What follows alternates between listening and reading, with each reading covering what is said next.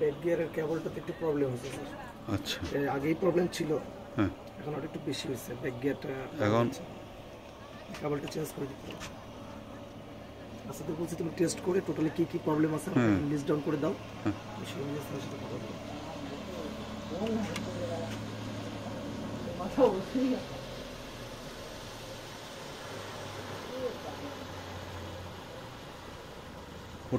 হোটার বাজাইতে বলো।